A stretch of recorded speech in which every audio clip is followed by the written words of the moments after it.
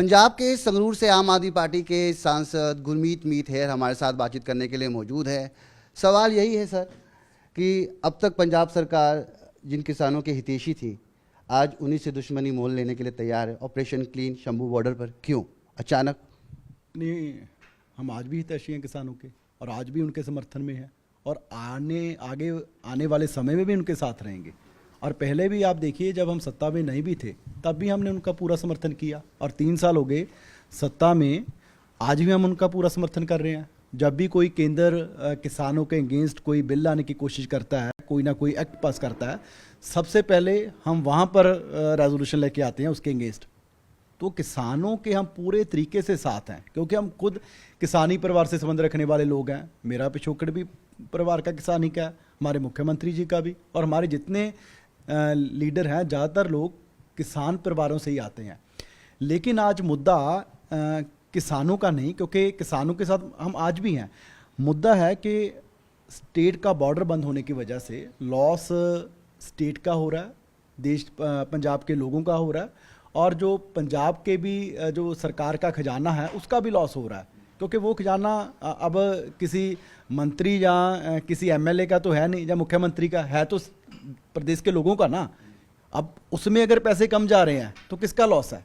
हम लोगों को कम सहूलतें दे पाएंगे, रोजगार कम दे पाएंगे, और किसी और जगह कोई डेवलपमेंट का काम है वो कम कर पाएंगे।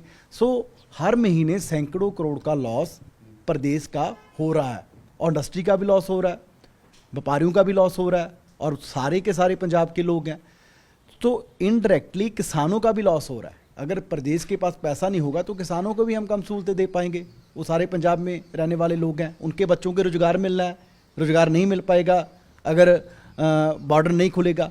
सो इसलिए चलते बॉर्डर खुलवाया गया, और आगे आने वाले समय भी मैं किसान जितने हमारे भाई हैं उनसे आग्रह करूँगा कि आपके जितने मुद्दे हैं वो केंद्र से संबंध रखने वाले हैं, उनका पूरा समर्थन हम करते हैं और आने वाले समय में भी करेंगे।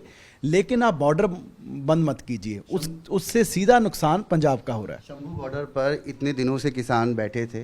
किसानों का कहना है कि वहाँ उनकी तपस्या है, परिश्रम है, बलिदान है, और उस जगह से उनको हटाना और अचानक ये कार्रवाई तो पहले भी पंजाब सरकार कर सकती थी। हमने देखा कि शंभू बॉर्डर की दूसरी तरफ पंजाब पुलिस पूरे दलबल के साथ हमेशा खड़ी रही ताकि किसानों को कोई दिक्कत ना हो, मगर आज उन्हीं पंजाब पुलिस द्वारा उसी शंभू बॉर्डर पर ये एक्शन मोड कहीं ना कहीं किसानों को नाराज़गी में तब्दील कर रहा है। लगातार प्रतिक्रिया आ रही है आम आदमी पार्टी इस तरीके के कदम को। आप बताइए, हजारों करोड़ का लॉस हो चुका है, और कितने का लॉस करवाते हैं, और कितनी इंडस्ट्री वहाँ से भगाते? बातचीत आप लोग भी कर रहे थे किसान? नहीं, हम भी कर रहे हैं और आज भी कर रहे हैं, आने वाले समय में भी करेंगे।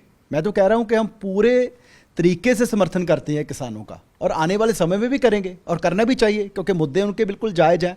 लेकिन बॉर्डर बंद होने से नुकसान किसका हो रहा है?